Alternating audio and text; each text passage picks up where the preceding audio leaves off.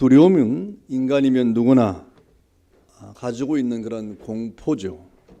특별히 지금 코로나 바이러스에 의한 공포가 우리나라뿐 아니라 전 세계에 퍼져가고 있습니다. 사람들은 이 바이러스가 혹시 나에게 전염되지는 않았는지 하는 그런 염려와 두려움이 있죠. 그래서 방어적인 그런 자세를 취하고 있습니다. 이와는 결이 다른 또 다른 차원의 두려움은 나는 이 바이러스에 걸려도 뭐 괜찮지만 나로 인해서 다른 사람이 전염이 된다든지 아니면 교회가 전염이 전파 통로가 되어서 다른 이슈가 되는 이러한 사실 때문에 여러분이 두려움을 가지고 있을 것이라고 생각합니다. 다 이해가 되고 수긍이 되는 그런 대목이죠. 이런 염려나 걱정은 사실 해야 되는 것이고 또 그러므로 그에 따른 대비를 해야 되는 것은 분명합니다. 성경을 보니까 이런 두려움과 염려가 없지는 않았습니다. 우리가 잘 알고 있는 곰과 사자를 맨손으로 잡고 거인 골리앗을 쓰러뜨렸던 그 천하의 용장이면서 지장이었던 이 다윗도 두려워할 때가 참 많이 있었던 것을 보았습니다. 사무엘상 21장 10절에 보니까 그날의 다윗이 사울을 두려워해서 일어나 도망해서 가도왕 아기스에게로 갔다 그랬습니다. 그러니까 이 다윗도 한편으로 이 죽음에 대한 두려움과 공포가 있었던 것이 사실입니다. 또 시편 13절 3절을 보면 다윗은 원수가 자신을 친다고 할 때 두렵건대 내가 사망의 잠을 잘까 두렵다라고 말하면서 이런 이 사망에 대한 그리고 여러 가지 환난에 대한 두려움과 공포가 자신을 이렇게 엄습하고 있음을 고백한 적도 많이 있습니다. 전쟁터에서 잔뼈가 굵은 용장이었지만 그도 때로는 두려움에 사로잡힐 때가 있었다 하는 것을 우리가 보게 되는 것입니다. 사실 그렇습니다. 이것이 죄를 지은 아담 이후에 모든 인간 속에 내재되어 있는 불안이라고 하는 겁니다. 공포라고 하는 겁니다. 나는 예수 믿는 사람이니까 이런 두려움과 공포는 절대 나는 없다고 하는 사람은 없을 겁니다. 그런 두려움과 공포는 누구에게나 아담 이후의 모든 죄인에게 공통적으로 이렇게 있는 그러한 두려움이 되는 것이죠. 그렇다고 하면 이러한 두려움은 어떻게 극복해야 되느냐? 성경이 우리에게 그 길을 알려주고 있고 이러한 두려움과 불안을 성경은 또 극복하라고 말씀하고 있고 또 두려움과 공포에 젖었던 이 다윗도 그런 공포를 계속 가져간 것이 아니라 하나님의 은혜로 이겼음을 또다시 고백하고 있는 것을 볼 때 우리 그리스도인들은 능히 이러한 두려움과 이러한 공포를 이길 수 있는 유전인자를 가지고 있는 것입니다. 오늘 본문은 우리 성도들에게 그 길을 안내하고 있는데 곧 여호와를 거처로 삼은 자의 안전함을 우리에게 말씀해주고 있는 것이죠. 이 시를 지은 이는 누군지 모르지만 보통은 모세라고 학자들이 추정을 하고 있습니다. 모세가 이 91편을 지었는데 이 모세가 그동안 겪었던 모든 삶의 여정 가운데 그 모든 두려움과 공포를 이겼던 자신의 삶의 비결을 기도 가운데 우리에게 알려주고 있는 것입니다. 여기 시인이 누구이든지 간에 분명한 것은 파란만장한 고난의 역경과 불안한 인생 여정 속에서도 하나님께서 자기를 지켜주시고 보호해 주셨음을 고백하고 노래하는 오늘 내용이 바로 시편 91편의 내용이 되는 것이죠. 여러분 오늘 이 내용을 보니까 우리 성도는 전능자의 그늘을 거처로 삼는 자임이 분명합니다. 우리 1절에 보니까 지존자의 은밀한 곳에 거주하며 전능자의 그늘 아래 사는 자여라고 말했습니다. 여기 지존자의 은밀한 곳이나 전능자의 그늘이라고 하는 것이 어떤 곳입니까? 오늘 시편 성도는 안전지대라고 말하고 있는 거예요. 우리 성도들의 안전지대가 어디인가? 우리 성도들이 거할 그런 장소가 어디인가? 라고 말할 때 그곳이 바로 지존자의 은밀한 곳이고 전능자의 그늘 아래 거해야 된다. 거기가 우리의 거처요 우리 성도들이 거할 장소이다 라고 말했습니다. 그래서 시인은 2절에 고백하기를 나는 여호와를 향하여 말하기를 그는 나의 피난처요 나의 요새요 내가 의뢰하는 하나님이라고 고백을 하고 있지 않습니까? 이 땅을 살아가는 하나님의 백성들은 우리가 거할 장소가 어디인가? 성도들의 마땅한 거처가 어디인가?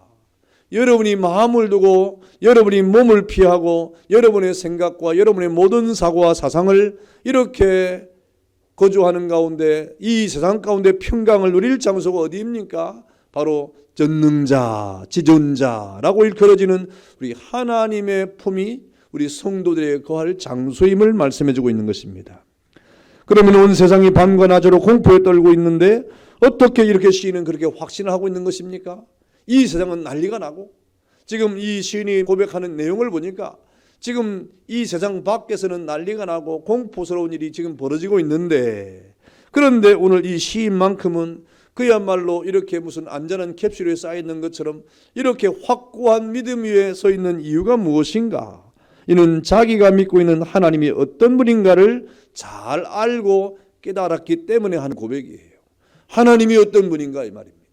하나님이 어떤 존재인가를 오늘 이 시편의 기자는 너무너무 잘 알았고 깨달았고 믿고 확신하고 있었다는 겁니다. 오늘 그 시인이 하나님을 향하여 뭐라고 말씀하고 있습니까? 지존자, 전능자로 믿고 고백을 하고 있습니다. 이러한 시인의 하나님에 대한 칭호는 오늘 시인의 하나님에 대한 신앙 고백이 담겨 있는 겁니다. 하나님은 나의 지존자입니다. 하나님은 나의 전능자입니다 하는 오늘 시인의 고백이 담겨져 있는 것입니다. 여러분, 지존자는 어떤 분입니까? 지존자라고 하는 것은 가장 높으신 분 이 말이에요. 또 지고하신 분 이 말입니다. 다시 말하면 우리가 믿는 하나님보다 더 높은 분은 없다는 것입니다. 주 예수보다 더 귀한 것은 없다 이 말입니다. 하나님보다 더 높은 분은 없다라고 하는 고백입니다. 그러니 우리 하나님의 말씀이 우리의 유일무이한 신앙과 생활의 좌표가 되고 우리의 신앙의 길이 되지 않습니까? 이 세상의 그 어떤 말보다도 하나님의 말씀이 우리의 신앙과 생활의 유일한 그런 길이 되고 좌표가 되는 이유가 무엇입니까? 하나님은 높으신 분이요, 하나님은 지존하신 분이기 때문에 그런 것입니다. 우리가 왜 하나님의 말씀을 따라갑니까? 우리가 왜 하나님의 말씀 앞에 순종을 하는 것입니까? 하나님은 지존하신 분이에요. 하나님은 높은 분이기 때문에 그렇습니다. 오늘 시인은 하나님이 어떤 분인가 하는 이 사실 앞에 하나님은 높으신 분이다. 다시 말하면 하나님보다 더 높은 것은 없다고 하는 그런 고백 위에 나온 그런 신앙입니다. 또 오늘 시인이 어떻게 고백합니까? 전능자라고 그랬어요. 전능자라고 하는 말은 강한 분이라 이 말이에요. 여러분, 하나님은 힘이 있고 능하신 분이시므로 그분의 말씀은 그대로 이루어지고 말 진리라고 하는 말입니다. 하나님은 능하신 분, 전능하신 분이라 이 말이죠. 그러니 하나님의 말씀이 이루어지지 않는 것이 없다고 하는 그런 의미가 되는 것입니다. 하나님은 이러한 자신의 전능하심과 지존하심으로 모든 만물을 창조하시고 그 모든 창조 가운데 사람을 창조하셔서 이 세상의 모든 만물을 다스리게 하신 전능하신 하나님이시라 하는 말입니다. 그러니 오늘 이 시편의 성도가 이 세상의 그 어떤 환경 가운데서도 자신이 고백하는 하나님이 위대하시고 그 하나님이 전능하시고 지존하시니까 이 세상의 그 어떤 환난 속에서도 그 마음의 평강과 안전이 있는 거예요. 여러분, 또 하나님은 어떤 분입니까? 전능하사 모든 것을 자신의 뜻대로 이루어 가시는 분이기도 하지만 또 그 사랑하시는 백성을 보호하시는 하나님이시다. 전능하신 하나님이 또 지존하신 하나님이 그 백성을 보호한다고 할 때 그 보호가 얼마나 확실하겠습니까? 2절에 보니까 그래서 오늘 성도가 말하기를 뭐라 그랬습니까? 그는 나의 피난처요 나의 요새요 내가 의뢰하는 하나님이다 그랬습니다. 여러분, 이는 하나님께서 우리를 보호하시는 분이신데 그 특성을 3번 반복하면서 말하는 거예요. 확실하다 이 말입니다. 확실하다 이 말입니다. 하나님의 우리에 대한 보호가 확실하고 분명하다고 하는 그런 의미입니다. 또 본문 4절에도 그의 기초로 덮으시리니 내가 그의 날개 아래 피하리로다 그랬습니다. 하나님이 기초로 우리를 덮는다 이 말입니다. 하나님이 날개를 쫙 펴가지고 우리를 보호하신다 이 말이죠. 그럼 우리는 어디에 들어가야 됩니까? 그 날개 안으로 들어가야 된다 이 말입니다. 거기가 우리의 피난처요, 거기가 우리의 요새요, 거기가 우리의 안전한 그러한 장소라고 하는 말입니다. 여러분, 제가 어릴 때 집에서 이 닭을 이렇게 키우는데 위험한 일이 생기면 병아리가 어미닭 안으로 싹 들어갑니다. 근데 처음에 어미닭이 아주 날씬했는데 병아리를 품으면 이렇게 부풀어요. 탁 품어가지고 위험이 있을 때, 그러면 위험이 조금 들어가면 병아리가 고기를 싹 내밀고 내밀다가 위험은 저거 탁 사라지면 또 나와서 활동을 합니다. 그럴 동안에 어미닭은 병아리를 품으면서 자기가 그걸 육탄으로 방어를 하는 거예요. 육탄으로 방어를 하는 거예요. 여러분, 하나님은 전능하시고 또 지존하실 뿐 아니라 당신의 사랑하는 백성들을 보호하시는 하나님이심을 믿기를 축원합니다. 하나님의 보호는 전능하신 하나님의 은혜 가운데 벌어지는 일이에요. 그 어떤 상황 속에서도 그 사랑하시는 백성을 지키시고 보호하시는 분이라는 이 확실한 이 믿음을 오늘 시편의 기자는 가지고 있는 것입니다. 여러분, 오늘 시는 여호와 하나님이야말로 어려움에 처했을 때 피하기 위해 달려갈 수 있는 가장 확실한 피난처요, 가장 확실한 안식처임을 노래하고 있는 겁니다. 세상의 위험이 처해지고 이 세상에서 환난이 찾아올 때 가장 확실하게 우리가 빨리 달려가서 피할 장소가 하나님의 그늘 아래라고 하는 확실한 믿음을 가지고 고백하고 있는 것입니다. 연약한 사람에게 가장 위험한 순간에 믿고 의지할 수 있는 대상이 있다는 것이 얼마나 감사한 일입니까? 여러분이 의지할 대상이 있고 여러분이 의지할 사람이 있다고 하는 것이 얼마나 좋은 일이고 복 있는 일입니까? 오늘 시인은 자신이 하나님을 의지할 대상으로 삼고 있다는 사실 앞에 이것이야말로 이 세상에서 나는 가장 행복한 사람이 아닌가, 내가 피할 수 있는 장소가 있다는 사실이 얼마나 행복한가, 이 세상의 그 어떤 환경 속에서도 하나님이 나의 보호자가 되셔서 내가 그 하나님 앞에 피할 수 있다는 것이 얼마나 행복한 존재인가 하는 사실을 노래를 하고 있는 겁니다. 여러분, 하나님께서는 이렇게 우리에게 피할 곳을 예비해 두시는 분이에요. 그래서 이 세상 마지막 날에 죄인인 저와 여러분들에게 확실하고 분명한 피난처를 우리에게 나타내 주지 않았습니까? 그분이 바로 예수님이에요. 그곳이 바로 십자가인 것입니다. 이 세상을 살아가는 저와 여러분, 이 땅을 살아가는 죄인된 우리가 죄야말로 확실하게 안전하게 피할 장소가 어디인가? 하나님의 그 그늘 아래로 가 피해야 되는데 그 하나님의 그늘로 나타나신 이 땅에 우리의 구원자 되신 예수 그리스도와 그 십자가의 그늘 아래가 우리가 영원히 피할, 영원히 안식할, 영원히 승리할 장소인 것을 믿기를 축원합니다.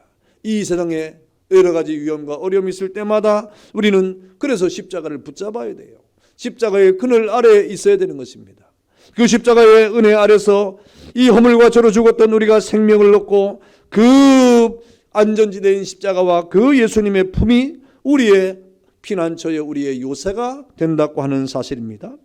예수님께서는 우리가 피난처가 되기 위해서, 우리의 요새가 되기 위해서, 우리의 안식처가 되기 위해서 예수님이 십자가에서 피를 흘려서 우리의 모든 그 죄를 사하시고 그 언약 가운데 우리를 다 속량하신 것 아닙니까?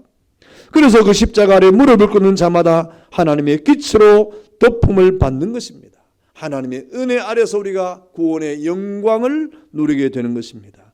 그러므로 성도는 전능하신 하나님의 거처로 삼을 때 안전하게 되는 것이고 마땅히 우리는 하나님의 그늘 아래에 거하고 예수 그리스도의 십자가와 그 은혜 가운데 거해야 될 하나님의 백성을 깨닫는 여러분 되기를 축원합니다.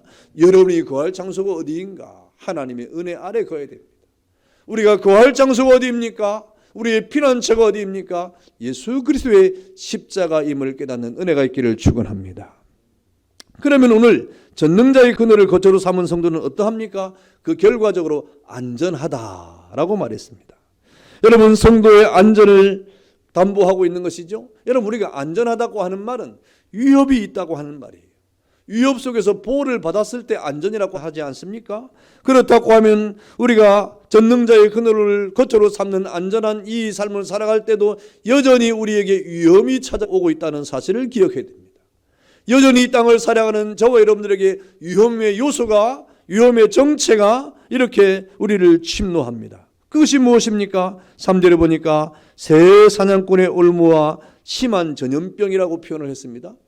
또 5절과 6절에는 더 구체적으로 밤에 찾아오는 공포와 낮에 날아드는 화살과 어두울 때 퍼지는 전염병과 밝을 때에 닥쳐오는 재앙이라고 이렇게 말했습니다.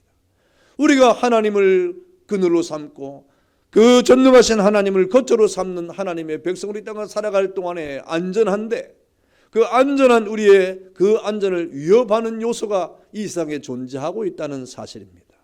그래서 우리의 안전을 흔들고 우리의 안전을 이렇게 회방을 놓고 이렇게 우리 안전을 흔들어버리는 이 세상의 세력들이 존재하고 있는 겁니다. 주님께서 제자들과 함께 저 갈릴리 바다를 배를 타고 지나갈 때 주님은 그 배 밑창에서 주무셨지 않습니까? 풍랑이는 바람 속에 제자들이 죽겠다고 소리를 지르면서 이렇게 사투를 벌이고 있는데 주님은 주무셨지 않습니까? 그때 제자들이 주님을 깨우면서 우리가 죽게 되는데 주님은 어떻게 주무실 수 있습니까? 그랬어요. 여러분, 우리가 주님과 함께 할 때도 풍랑은 일어나는 겁니다. 우리가 주님과 함께 걸어갈 때도 바람은 부는 겁니다. 우리가 주님과 함께 걸어갈 때도 세상은 우리를 침노해서 마치 우리를 죽일 것처럼 달라드는 세상의 환난과 풍파가 존재하고 있다 하는 것이죠. 그때 주님이 뭐라고 말씀하십니까? 왜 이렇게 시끄럽게 하느냐 이 말입니다. 내가 너와 함께하지 아니하느냐 하고 바람과 바다를 꾸짖으시니 바람과 바다가 잔잔해지더라 라고 말씀했습니다. 여러분, 이 땅에 새 사냥꾼의 올무가 있습니다. 심한 전염병이 있습니다. 화살과 밤에 찾아오는 공포가 있습니다. 낮에 날아드는 화살이 있습니다. 어두울 때 퍼지는 전염병이 있습니다. 밝을 때도 우리에게 재앙이 찾아오는 이러한 환난과 이러한 어려움들이 우리에게 찾아오고 있는 것입니다. 여러분, 여기 새 사냥꾼의 올무라고 하는 것은 자연재앙이 아니라 인간의 음모나 함정이나 위협 따위를 말하는 것인데, 이것은 바로 이 하나님의 백성들을 공격하여서 올무에 걸리게 하는 사탄의 계략이에요. 여러 가지 이 사회적인 여러 가지 이 사람들과의 관계 속에서 벌어지는 이러한 일들입니다. 여러분, 하나님의 말씀대로 살려고 하면 사탄 마귀가 그렇게 살지 못하도록 끊임없이 공격을 해오는 것이죠. 우리가 주님의 안전한 지대에 거하려고 해도 우리를 그 안전지대에 거하지 못하도록 끊임없이 공격을 하는 존재가 바로 사탄이라고 하는 존재라 이 말입니다. 그래서 우리의 안전을 위협하는 것처럼 보이는 이러한 일들이 벌어지고 있습니다. 여러분, 그럴 때일수록 우리가 어떻게 생각합니까? 이거는 사탄이 하는 그러한 장난이구나 하고 이렇게 우리가 말씀과 기도로 승리를 해야 됩니다. 또 심한 전염병은 무엇입니까? 많은 사람들을 동시에 죽음으로 몰고 가는 그런 온역과 같은 재앙인데, 여러분, 모세 같은 이러한 사람은 이런 것을 경험한 사람이에요. 친히 이러한 무서운 연병과 온역 같은 이러한 무서움을 친히 목도한 사람 아닙니까?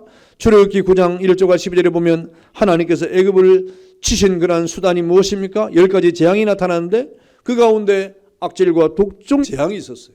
이건 전염병입니다. 그래서 애굽의 이 인구를 하나님께서 이러한 전염병을 통해서 하나님이 징계를 하는 수단으로 사용하지 않았습니까? 모세는 이러한 것을 다 경험했던 그런 사람이에요. 여러분, 이 일로 가축과 수 없는 사람이 죽는 것을 모세는 보았습니다. 또 민수기 25장 1절과 9절에 보니까 이스라엘 백성이 모세가 이끄는 출애굽 과정에서 이 모압 여인과의 음행의 결과로 하나님이 그들에게 연병이라고 하는 전염병을 주었습니다. 그래서 심판을 해서 24,000명이 이렇게 죽었던 일이 있었지 않습니까? 또 사무엘하 24장에 보면 다윗이 교만해서 하나님의 뜻이 아닌 그 이스라엘 백성의 인구 조사를 하다가 또 전염병 때문에 7만 명이 죽는 그런 경험을 했습니다. 이렇게 성경에 보니까 하나님의 뜻을 떠난 일 앞에 하나님이 전염병이라고 하는 이런 특수한 그런 일들을 통해서 하나님이 심판하는 경우가 있었다 하는 것이죠. 오늘 본문에도 7절에 보니까 1000명이 내 왼쪽에서 10,000명이 내 오른쪽에서 엎드러지나 하는 이런 표현들이 나옵니다. 그러니까 이 갑자기 순식간에 벌어지는 이러한 악한 재앙들이 우리에게 있다는 것입니다. 여러분, 이러한 끔찍한 일이 성경에만 기록된 것이 아닙니다. 인류 역사 가운데 정말 수많은 사람들이 죽어나가는 그런 전염병들이 창궐한 때가 여러 번 있었던 것을 우리는 역사적으로 기억을 합니다. 이렇게 이 세상에는 이 성도의 안전을 위협하는 이 세상의 정체가 존재하고 있다 하는 것입니다. 그것이 우리에게 직접적으로 간접적으로 이렇게 찾아와가지고 우리에게 두려움과 공포를 조장해서 이렇게 우리가 이 땅을 살아가는 이 안전지대를 흔들려고 하는 이런 요소가 있다고 하는 것입니다. 그럼에도 불구하고 하나님은 이러한 위험으로부터 성도를 어떻게 합니까? 더욱 안전하게 보호하시는 분이 바로 하나님이에요. 하나님은 우리를 안전하게 보호하실 뿐 아니라 이런 여러 가지 세상의 위험으로부터 더욱 안전하게 우리를 보호하시는 하나님이시다 라고 했습니다. 그런 약속이 있습니다. 4절에 보니까 하나님이 어떻게 보호하십니까? 그의 진실함은 방패와 손방패가 되시나니 그랬어요. 또 11절에 보니까 그가 너를 위하여 그의 천사들을 명령하사 내 모든 길에서 너를 지키게 하심이라 라고 말씀했습니다. 여러분, 이 말씀이 무슨 말씀일까요? 하나님은 나 한 사람을 보호하시기 위해서 우리를 지키시고 도우시는데 어떻게 하나님이 지키십니까? 하나님이 친히 방패와 손방패가 되실 뿐 아니라 또 하나님께서는 다수의 천사를 동원해 가지고 하나님이 우리를 보호하시고 지키시고 우리와 함께 하시겠다고 약속을 하시는 겁니다. 하나님은 천사를 동원해서 여러분 우리를 보호하실 뿐 아니라 우리를 지키시는 하나님이시다. 자신이 우리를 지키시는 그러한 하나님의 능력 가운데 우리를 지키시지만 또 이렇게 하나님은 천사들을 동원해서까지도 우리를 지키시는 그런 하나님이심을 말씀해주고 있는 것입니다. 여러분 이 말씀들은 무슨 말입니까? 하나님께서 우리 성도들을 얼마나 확고하게, 얼마나 안전하게, 얼마나 완벽하게 지켜주시는 분인가를 알려주는 그런 말씀이에요. 여러분 구체적인 내용이 12절과 13절에 나옵니다. 그들이 그들의 손으로 너를 붙들어 발이 돌에 부딪히지 않게 하시리라. 내가 사자와 독사를 밟으며 젊은 사자와 뱀을 발로 누르리로다 그랬습니다. 여러분 할 수 없는 일 가운데 모든 것을 할 수 있도록 하신다는 하나님의 말씀이에요. 우리가 평소에는 연약한 사람처럼 아무것도 할 수 없는 것 같지만 그러나 하나님의 은혜 가운데 우리가 믿음 안에 서면 무엇이든지 할 수 있는 예수 믿는 하나님의 백성으로서 능치 못함이 없는 하나님의 백성이 된다고 하는 사실입니다. 여러분 하나님께서는 천사를 통해서 우리를 지키시고 보호해 주실 뿐만 아니라 우리로 하여금 그 원수막이나 사자나 독사 그것도 힘이 없는 늙은 사자나 그런 뱀이 아니라 힘 있는 젊은 사자와 뱀을 발로 누를 것이다. 여러분 실제로 뱀이 나타나면 그렇게 하겠습니까?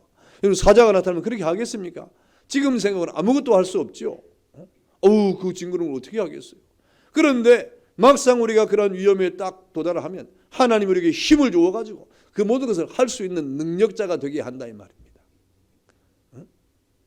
뱀이 나타나도 안 무섭겠죠. 그런 말이겠습니까? 여러분 이 세상에 하나님의 은혜 가운데 믿음으로 살아갔던 사람들이 순교의 자리에서 왜 순교한지 압니까? 그들도 연약한 사람이에요. 생각으로는 할 수 없어요. 그런데 막상 그런 어려움과 위험 가운데 그 자리에 나아가면 하나님이 은혜를 주시고 힘을 주시는 거예요. 자기 힘으로 하는 게 아니에요. 하나님의 은혜로 하는 거예요. 여러분 스데반 집사가 믿음을 지키는 가운데 복음을 전하다가 돌에 맞아 순교를 했습니다. 여러분 그 고통을 어떻게 감당을 하겠습니까? 인간적으로 감당할 수 없죠. 그런데 하나님이 그 시간에 힘을 주어서 하늘 문이 열리고 하나님이 거룩한 은혜 가운데 예수님이 보좌 우편에 서신 것을 보여주는 가운데 그 모든 위험과 난간을 이기도록 하시는 하나님의 은혜가 있지 않습니까? 이것이 하나님의 은총이에요. 그래서 할 수 없는 일을 하도록 우리에게 하시는 겁니다. 그것이 하나님의 은혜요 믿음이라고 하는 것이죠. 여러분 여호와를 피난처로 삼고 이 땅을 사랑하는 성도에게는 화가 미치지 못하며 재앙이 우리에게 장막에 가지 못하도록 하실 것이다 라고 9절과 10절은 말씀을 하고 있습니다. 그러므로 험악한 이 세상에서 여호와를 거처로 삼는 자는 안전을 보장받을 뿐 아니라 기쁨과 감사가 충만해서 형통의 삶을 살아가는 것입니다. 여호와를 거처로 삼은 자, 여호와를 피난처로 삼은 자, 여호와를 자신의 그 거룩한 은혜 안에서 이렇게 믿음으로 살아가는 하나님의 백성들은 하나님께서 안전하게 보호하실 뿐 아니라 그 삶을 하나님이 축복하시는 것을 믿기를 축원합니다. 그러므로 우리가 여러분 이 땅의 전능자의 그늘 아래 거하는 하나님의 백성들은 형통한다는 사실이에요. 하나님이 은혜를 베풀어 주시는 것입니다. 여러분 전능자의 그늘 아래 거하는 성도는 하나님을 사랑하고 또 하나님은 그를 높여준다고 결론적으로 말하고 있습니다. 여호와를 자신의 거처로 삼는 자, 그 사람은 안전을 보장받을 뿐 아니라 그 사람은 결과적으로 하나님을 사랑하는 사람이 되고 하나님 그 사람을 높여준다 그랬어요. 14절에 보니까 하나님이 이르시되 그가 나를 사랑한즉 내가 그를 건지리라. 그가 내 이름을 한즉 내가 그를 높이리라 그랬습니다. 여기 사랑한다는 말은 무슨 말일까요? 여러분 사랑하면 어떻습니까? 오늘 원문에 이 사랑한다는 말은 집착한다는 말이에요. 오늘 이 사람은 연연한다는 말이에요. 그리고 매인다는 그런 의미로 이렇게 쓰인 겁니다. 다시 말하면 어떤 상대에 대해서 견고하게 달라붙는, 어떤 상대를 향해 견고하게 달라붙는 것을 묘사하는 동사입니다. 그런데 하나님이 오늘 뭐라고 말씀합니까? 오늘 이 성도에 대해서, 이 시인에 대해서 그가 나를 사랑한다 말을 하나님 앞에 매달린다 이 말이에요. 하나님 앞에 딱 붙는다 이 말입니다. 하나님 앞에 견고하게 하나님 앞에 그가 이 땅을 집착하고 사랑한다 이 말이죠. 그러니 성도가 하나님을 사랑한다고 하는 것은 하나님과 밀착해서 달라붙는 것을 말하는 거예요. 주여 하고 주님 앞에 나가는 거예요. 하나님하고 주의 이름을 부르는 거예요. 날마다 주님과 늘 밀접한 신비한 연합으로 이 땅을 살아가는 거예요. 마치 에녹이 하나님과 300년 동안 동행했던 것처럼 하나님은 하나님과 떨어지지 아니라고 뜨거운 마음으로 하나님을 사랑하는 사람들을 하나님이 건지시고 하나님이 저를 높이신다 이 말입니다. 하나님이 그만 따라와. 왜 이렇게 귀찮게 해도 주야 하고 주님을 따라가는 거예요. 누가 그렇게 했습니까? 성경에 보니까 수로보니게 연이 그랬어요. 소리를 지르면서 주야 나를 불쌍히 여겨주세요. 다윗의 자손 예수님 나를 불쌍히 여겨주세요 하고 그렇게 주님을 부르면서 그렇게 연연하면서 따라가지 않습니까? 그러니까 제자들이 쫓아내버렸어요. 왜 이렇게 소리를 지르느냐 이 말입니다. 그러면서 그 여인은 얼마나 떼어놓으려고 이렇게 열심히 노력했습니까? 그럼에도 그 여인이 더욱 소리를 크게 지르면서 주님을 향하여 매달리고 주님의 이름을 부르면서 주님을 앙망하는 가운데 소리를 지르면서 주님을 따라가지 않습니까?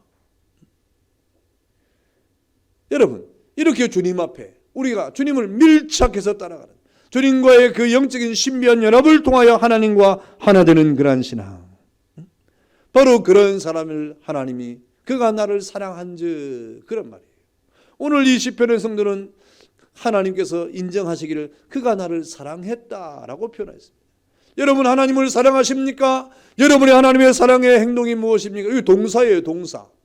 그냥 사랑했다고 하는 그런 어떤 이 행동이 아니에요. 사랑했다고 하는 이런 말은 오늘 보니까 동사예요. 움직였다 이 말. 그래 행동했다는 말입니다.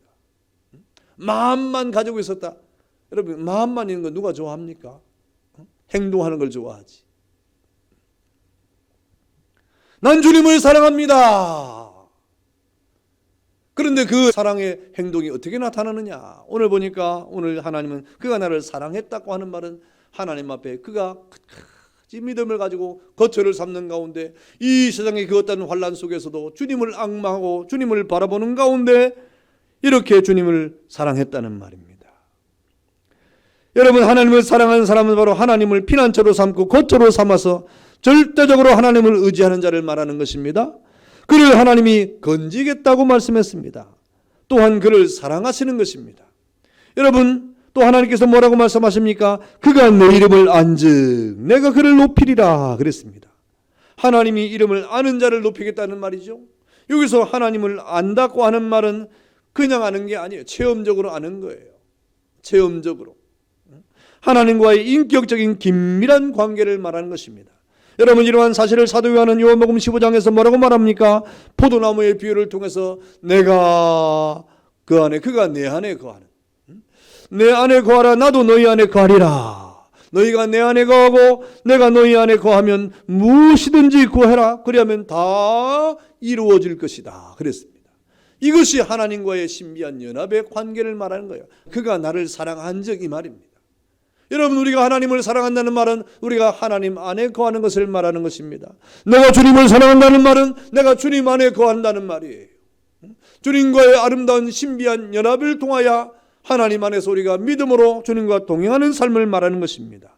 사도 바울은 이것을 사도 바울이 기록한 이 성경에서 수없이 말하고 있는데 예수 안에서라고 하는 말을 썼어요.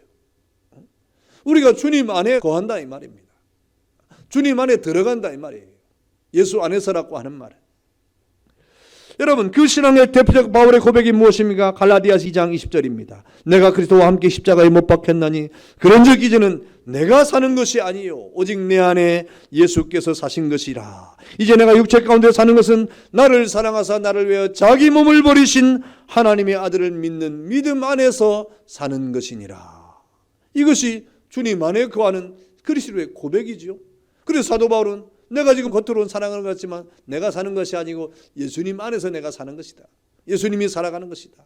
그런 표현을 쓰지 않습니까? 이것이 하나님께서 오늘 말씀하신 그가 나를 사랑한즉 내 이름을 그가 안즉 이 말입니다. 여러분 이렇게 주님이 우리를 택하사 사랑하여 주시고 그 사랑을 우리가 알고 우리가 그 하나님을 믿고 사랑하면 우리를 하나님이 높여주신다 그랬어요. 어떻게 높여주십니까? 15절에 보니까 그들이 환난 당할 때 내가 그와 함께하여 그를 건지고 영화롭게 한다. 건질 뿐 아니라 영화롭게 한다 이 말입니다. 또 16절에 말하기를 내가 그를 장수하게 함으로 그를 만족하게 하며 나의 구원을 그에게 보이리라 하셨도다 그랬습니다. 여러분, 우리가 하나님 안에 거해서 주님을 사랑하는 삶을 살아가면, 거룩한 은혜 가운데 우리를 그 주님의 은혜 가운데 거처로 삼고 살아가면 하나님 우리를 영원롭게 하실 뿐 아니라 구원하여 영원히 살게 하시겠다, 영생의 은혜를 우리에게 주시겠다고 약속을 하지 않습니까? 여러분, 그런데 우리가 언제 이렇게 높여주시는 것입니까? 15절 상반절에 보면 그가 내게 간구하리니 내가 그에게 응답하리라. 다시 말하면 기도할 때. 여러분, 기도가 우리에게 얼마나 중대한가를 말씀하시는 거예요. 여러분, 기도가 무엇입니까? 주문을 외우는 것이 아닙니다. 기도는 무엇입니까? 기본적으로 나는 아무것도 할 수 없습니다, 주님이 해주셔야만 됩니다 하고 자기를 부인하고 자기 십자가를 지는 것이 기도예요. 기도의 기본 원리는 나는 할 수 없습니다, 그러니 하나님께서 해주세요 하는 그러한 우리의 기본적인 자세 아닙니까? 그래서 기도가 눈을 뜨면 자기가 하는 것처럼 다 말하지만 우리가 눈을 감으면 다 하나님 하고 우리가 겸손해지는 것 아닙니까? 그러니 기도의 자리가 귀한 거예요. 여러분, 사무엘하 24장에 다윗이 인구조사를 해서 교만한 죄로 하나님이 심판하여 7만 명이 죽을 때 다윗이 회개했습니다. 그런 전염병이 온 백성에게 돌 때 다윗이 회개했어요. 여호와여 이 재앙을 내리심이 뉘우치사 백성을 멸하는 전사가 이르되 아버지 하나님 용서해달라고 하는 이 다윗의 기도 앞에 하나님께서 이 재앙을 뉘우쳤다고 하는 표현을 썼습니다. 그리고 백성을 멸하는 전사에게 족하다, 이제는 내 손을 거두라 하고 말했어요. 여러분, 이렇게 하나님 명하신 이유가 무엇입니까? 다윗의 회개예요. 기도입니다. 여러분, 다윗이 저 아리우나의 타작마당에서 제단을 쌓고 번제와 화목제를 드렸더니 하나님께서 그 땅을 위한 기도를 들으셨다. 그래서 이스라엘의 재앙이 그쳤다 그랬습니다. 여러분, 이렇게 우리의 기도라고 하는 것은 하나님의 거룩한 은혜 가운데 하나님의 뜻을 찾는 것이고, 그리고 하나님의 재앙을 그치게 하는 아주 귀한 통로가 되는 것을 믿기를 축원합니다. 여러분, 이때 우리 모두가 합력하여 하나님의 자리에서 시간마다 기도를 통하여 하나님 이 재앙이 물러가도록 우리가 간구해야 되지 않겠습니까? 하나님을 사랑하는 백성을 기도를 들으신다고 했습니까? 여러분이 하나님을 사랑한다고 하면 그 사랑하는 하나님 앞에 우리가 기도해야 될 충분한 이유가 분명히 있게 되는 것입니다. 사랑하는 성도 여러분, 성도는 마땅히 전능자의 그늘 아래에 거하는 자다라고 성경은 말합니다.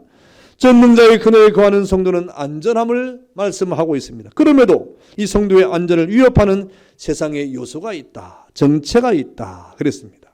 여러분, 이것은 인간의 죄악으로 말미암아 파생되는 위험인데 곧 세상권의 올무와 같은 사단의 모략이요, 또 인류의 재앙으로 다가오는 전염병 같은 요소라고 말하고 있습니다. 그러나 전능하신 하나님은 이러한 위험으로부터 하나님께서 사랑하시는 성도를 안전하게 보호하실 뿐 아니라 지켜주시고 마침내 그를 높이고 영화롭게 하사 거룩한 영광의 은혜 가운데 우리를 영생하도록 은혜를 주시겠다, 구원해 주시겠다라고 말씀을 하십니다. 지금 우리 앞에 벌어지는 이 코로나 바이러스도 전 세계로 퍼져가서 이 세계보건기구에서 팬데믹을 선언했습니다. 그래서 전 세계가 하늘길도 막히고 또 땅의 길도 막히고 또 바닷길도 막혔습니다. 이때 우리 그리스도는 어떻게 해야 됩니까? 전능자의 그늘 아래에 거해야 된다. 우리의 안전지대는 이 세상에 경제에 있는 것 같지만 그렇지 않고 하나님의 은혜 가운데 안전한 지대에 거해야 된다고 말씀하고 있습니다. 그리고 우리가 먼저 주님 앞에 주님의 거룩한 사랑을 입은 하나님의 백성들이 이 하늘길이 열리고 땅이 열리고 바다가 열릴 수 있는 그 길이 무엇입니까? 이것이 잠잠해지는 길인데 그 길은 우리 예수 믿는 사람들의 기도에 있다라고 성경은 말하고 있는 겁니다. 그래서 우리는 하나님 앞에 회개하고 기도할 때임을 분명히 깨닫습니다. 분명히 하나님의 자비와 은혜를 구할 때가 지금이 아니겠습니까? 우리가 하나님 앞에 자신을 돌아보면서 기도해야 될 때가 바로 지금인 것입니다. 여러분, 이 말은 방역당국의 위생지침을 따르지 않아도 된다는 말이 아니라 그런 조치는 마땅히 해야 될 뿐 아니라 지금 그러나 성도는 이럴 때 더욱 기도하고 하나님의 은혜를 구해야 될 때임을 우리가 깨닫는 것입니다. 왜 그렇습니까? 이 모든 사태가 하나님의 섭리 가운데 벌어진 것이기 때문에 그렇죠. 그 모든 원인은 인간의 죄악이 이미 분명하지만 그러나 이 모든 것도 하나님의 섭리 가운데 벌어진 것입니다. 여러분, 코로나 바이러스가 자연적으로 왔던 인간의 실수로 왔던 하나님의 섭리가 분명합니다. 우리가 지금은 그 섭리를 다 이해할 수는 없을지라도 하나님 제발 이 모든 난관들을 하나님 거두어 주십사 하는 우리의 기도와 통곡의 간구가 필요할 때인 것은 분명합니다. 그래서 하나님께서 이 땅을 고치실 때 여러분은 우리에게 자유가 찾아오지 않겠습니까?